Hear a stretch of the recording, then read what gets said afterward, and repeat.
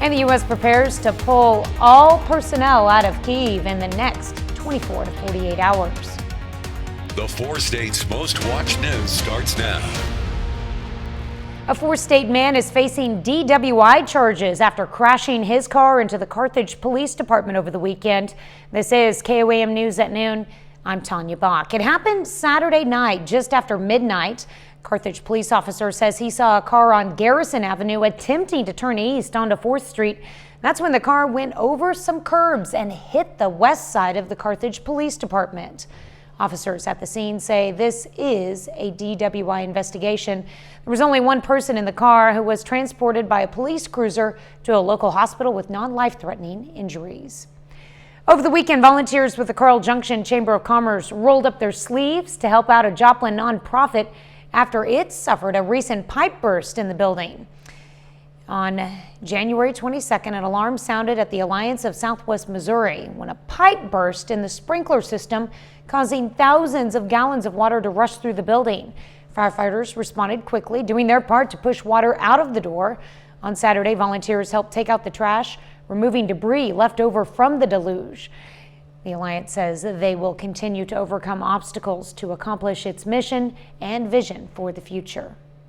We'll kick off our capital campaign 1601, core of the community, and then a pandemic hits. And then when we re-kick off capital campaign 1601 and our office floods. And it's not really a surprise. When you do something as grand as that, that's going to impact children and families in the community as a whole, things are going to come against you and it's going to be hard. And when I frame all of this in that light, I'm like, well, I guess bring it on because we're still going to do it. The Alliance is still carrying out its programming and services while its building dries out and repairs begin. The group has moved temporarily to offices at the United Way, located at 3510 East 3rd Street in Joplin. Well, after a rather chilly weekend, we're starting off the work week on a warmer note. Michael Islip joins us with a first look at the forecast. And here's the great thing, Tanya. It's not only warm on a Monday, it's even going to be warmer tomorrow. Nice. Wednesday's looking great. Notice I said Wednesday. Oh, hang on. It does not appear Wednesday night is going to be too kind with us, and we'll dive into that here when we get to the 7-day forecast. But with that being said, look at how we're starting off. Beautiful blue sky over Television City, whole bunch of sunshine, temperatures already kicking into the mid-50s. Interesting to note that earlier this morning it was southeast Kansas that was actually about 8 degrees cooler than southwest Missouri. But a quick little warm-up, thanks in part to the south-southwesterly breeze, has lifted SEK into the mid-50s, while southwest Missouri still sitting anywhere from about 49 to 52. Duck down there below I-44. We see Cassville's already up to 55 and Miami at 52 as well. Jet stream really doing a good job taking that cold Canadian air, sweeping it to our far northeast over the Great Lakes. You get below the ridge of the jet stream there, and it's nothing but beautiful mid-February weather. As a matter of fact, look at this Skywatch storm tracker. The entire Midwest, that is including cloud cover and precipitation. We've got 4 states right there where there's nary a cloud in the sky. So by the time we get into the afternoon hours, we'll be talking about pushing up close to 60 degrees here later on. It's going to be just a great afternoon and evening. Now, speaking, why don't we just keep that going? Well, we can. Tuesday will present just a little more cloud cover that'll roll in from the west right here. Stay on the dry side, though. No precipitation to speak of. Going to be a while before we pick up the Gulf moisture. But Tuesday pushing into the 60s, if not mid-60s. Wednesday looking great now. You'll notice the thunderstorm activity. That's Wednesday night. And then, Tanya, that is not a misprint. That Thursday high, 20s. Coming up here in just a little bit, let's break down our midweek massive cold front because it could even result in a little wintry mix. 2 words that we all dread. The old wintry mix just in time for Thursday morning. All right, we'll keep an eye on that for sure. Thanks, Michael. Diplomatic talks to avoid a war between Russia and Ukraine continue, but the time for talks may be running out as the U.S. believes Russia is close to ordering the invasion. Skylar Henry has more details from the White House. Russian Foreign Minister Sergei Lavrov told President Vladimir Putin to continue talks with the West over Ukraine. He says talks, quote, can't go on indefinitely, but I would suggest to continue and expand them at this stage. But Secretary of State Antony Blinken expressed doubts this weekend that the Russians are sincere about wanting diplomacy. They should not only talk about seeking a diplomatic outcome, but actually work toward one. Russia is demanding that NATO will not allow Ukraine and other former Soviet countries to join the alliance. But Ukraine's foreign ministry rejected that notion, saying the country's right to join NATO is written into Ukraine's constitution. Ukraine's President Vladimir Zelinski held talks with German Chancellor Olaf Schultz Monday, before Schultz heads to Moscow tomorrow. President Biden spoke with both Presidents Putin and Zelinski this weekend, and with no solution in sight, the U.S. is preparing to pull all of its personnel from the embassy in Kyiv within the next 24 to 48 hours. CBS News has learned some Russian troops have moved out of assembly areas near the Ukrainian border, but are not yet in position to launch an attack. They could launch a military action essentially at any time. They could do so this coming week. The U.S. says it has some intelligence that Putin has put his military commanders on alert to be ready to go on Wednesday. Skylar Henry, CBS News, the White House. National Security Advisor Jake Sullivan is headed to Capitol Hill today to brief congressional leaders on the latest intelligence surrounding Ukraine. Well, Team USA had a successful weekend. Kaylee Humphries took gold in the new monobob event, while teammate Elena Myers-Taylor took silver. Taylor emerged from a positive COVID test at the start of the games. And speed skater Erin Jackson blazed to gold and to history in the 500 meters. The former inline skater became the first black woman to medal in her sport. That's a look at today's top stories and weather in our first 7 minutes. Up next on KOAM News at noon, we'll take a look at last night's show-stopping halftime show headlined by hip-hop royalty. And later, we're making salted chocolate pretzel toffee in the Mr. Food Test Kitchen. Los Angeles has a lot to celebrate today, and it's not just the LA Rams beating Cincinnati 23-20 in the Super Bowl 56. For the first time, Southern California's groundbreaking rap scene took center stage at halftime. It was history-making not only for the music, but for the NFL. Hip-hop giant Dr. Dre was joined by superstars Mary J. Blige, Kendrick Lamar, Eminem, Snoop Dogg, and surprise guest 50 Cent. Nate Burleson looks at why this moment is so important for hip-hop and football. On a mission for them greens, lean, mean, money-making machines, serving beans. Dr. Dre and Snoop Dogg celebrated their hometown of Los Angeles with the song California Love, and the California crowd loved them right back as they danced to 50 Cent, hanging upside down as he rapped about being in the club. We gon' party like it's your birthday. We gon' sip and party like it's your birthday. The field at SoFi Stadium was transformed into a stylized version of Compton, California, the birthplace of some of hip-hop's most influential artists, including Kendrick Lamar. Scheming, let me tell you about my life. Painkillers only put me in the twilight. Mary J. Blige sang her heart out from the rooftop. No more games messing with my mind. And with his entrance, Eminem literally brought the house down.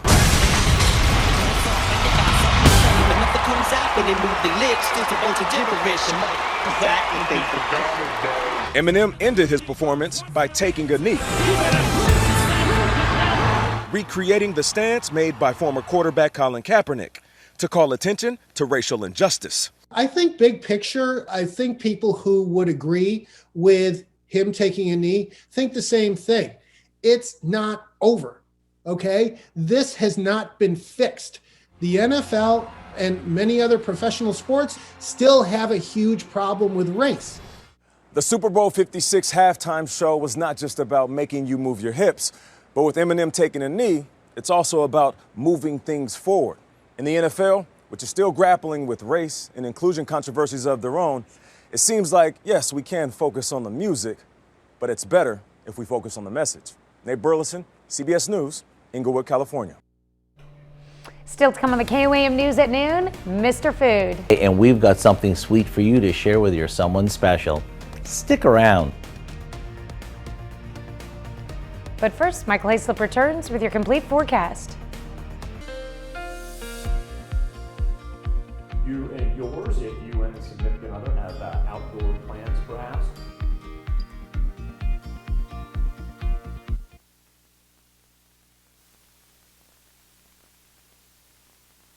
Whoa, I got choked up right there. I got so excited about the warmth in the middle of February. Our high temperature so far for this month is sitting just below 45 degrees.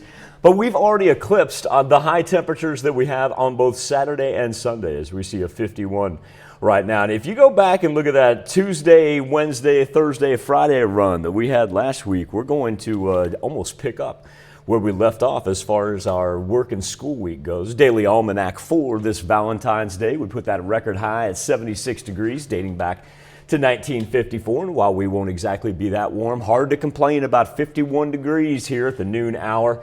You'll notice that dew point and that humidity being so low. We'll dive into that here in just a little bit. Let's tackle some of our temperatures as we're already into the mid-50s throughout southeast Kansas. 54, about the most popular number you can find on the board. Still waiting on the Veda and Lamar to creep up to that 50-degree point. Miami at 52. Let's roll 50 right now in Pittsburgh. But I tell you what, nice little Midwest warm-up right there. You can tell by the color contour how the colder air has stayed all the way through the upper plains and just about everybody experiencing a nice double-digit increase from where we were on Super Bowl Sunday. The Skywatch storm tracker, that is as clear can be.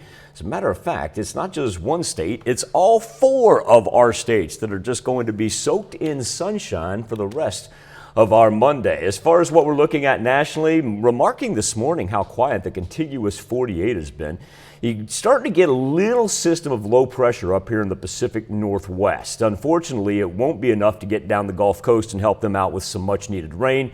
Cold temperatures following the jet stream right there, staying through the Great Lakes, about the Ohio River Valley is as far south as they get before they sweep back up into New England. But at the same point in time, lack of moisture means not really having to worry about any winter storm activity. Only thing to worry about for us right now, because we do actually have 3 of our counties included in our watches and warnings map, and that is because we've got a fire weather watch for the far western edge of southeast Kansas. That's what I was remarking about that humidity that we looked at over Joplin. And even though Joplin, Jasper County, Newton County, things of that nature are not included in the fire weather watch, we should all be very wary out with our humidity dropping all the way down to 30%. Our weather trend for this Monday, going to top out in the mid-50s out on the western part of southwest Missouri. So it's still got about 5-6 degrees to go out there. But if we go ahead and tack on that 5 to 6 degrees for what we're seeing in southeast Kansas, we'll get some 60s here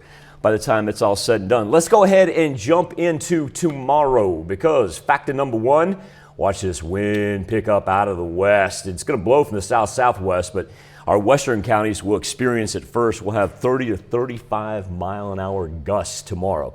Since it is out of the south, that does mean abnormally warm as well. And we stay on the dry side, even with the little cloud cover that also, too, rolls in from the west. We just don't pick up any of that Gulf moisture that would give us some rain. All right, let's dive into Wednesday and Thursday, because this is what everybody's going to be talking about. Wednesday afternoon, still going to be great, up into the 60s. See some scattered showers right there. Watch the color contour of the cold front penetrate down to the southeast. And on top of it, as it gets through there, there's early Thursday morning, still hanging as rain. And then we're flipping over into the wintry mix indicated in the pink with the freezing rain Thursday morning. Probably even get a little snow in there as the temperatures plummet. That cold front makes its way all the way through portions of Texas and Louisiana. Tanya, we're going to be talking about a 40-degree drop between highs, say from about 2 o'clock on Wednesday to 2 o'clock Thursday afternoon. And then overnight lows, about a 30-degree difference from where we'll bottom out Wednesday to where we'll bottom out Thursday into Friday. It's going to be a cold day and night. Yes, that's for sure. All right, we can make it through it. Light at the end of the tunnel. Yeah, we'll be fine. And like I want to reiterate what you said this morning. Great weekend ahead, too. Yeah. Yeah. And enjoy Valentine's Day. You can't get better Wonderful than Valentine's 56. Day. Absolutely wonderful. All right, thanks, Michael. We take this time to honor today's four-state hero, Specialist Kristen Willits in the U.S. Army. The soldier from Fort Scott, Kansas, joined the 10th Combat Support Hospital in 2008. She served a tour in Iraq, earning the Army Achievement Medal. To Specialist Kristen Willits, we thank you, our four-state hero. You want something sweet and something salty? Why not have both? Today, Howard shows us how to satisfy both cravings in the Mr. Food Test Kitchen. Happy Valentine's Day. You did remember, didn't you? For those of you who forgot, there's no reason to run out the door in hopes of finding the perfect candy for your sweetheart. We've got a recipe for salted caramel toffee that's just a thing your sweetheart is gonna love. They won't even think you almost forgot. Watch how easy. We line a baking pan with parchment paper and cover it with broken pretzel pieces. We set that aside and bring some butter and brown sugar to a boil. While it's simmering, do not stir it. After about 3 minutes, pour it over the pretzels and bake it off. Be careful, this is going to be molten hot. After it bakes, sprinkle on some chocolate chips, and once they're melted, spread them over the toffee base. A little sea salt goes over this, and we let it cool. Now we break it into pieces and wrap it up for that someone special, or bring the whole thing to work or to your neighbor's house and let everyone dig in. If homemade candy doesn't say I love you, what does? To get the recipe for our salted chocolate pretzel toffee, all you have to do is hop on our website. I'm Howard with Kelly in the Mr. Food Test Kitchen, where today we found a romantic homemade way for you to say, ooh, it's so good. You can find this recipe along with a lot more good food from the Mr. Food Test Kitchen online. Just go to our website at koamnewsnow.com. Here's a look at our 4-state market prices.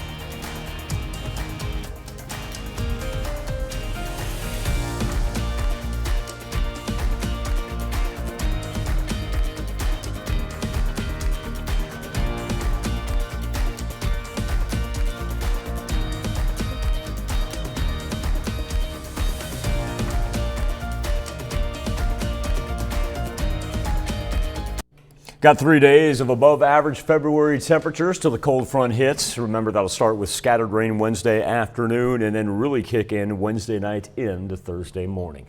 Tanya, real fast, speaking of the cooler temperatures, want to thank everybody who joined us for the Polar Plunge. All those funds going to our special athletes and Olympians for Southeast Kansas Special Olympics. Allen County Sheriff's Office raising more than $6,000. That's impressive. Our team champion and our individual, of course, Lieutenant Chris Moore, the Pittsburgh Police Department. Chris raised more than $9,000. Pretty cool. All right, that's awesome.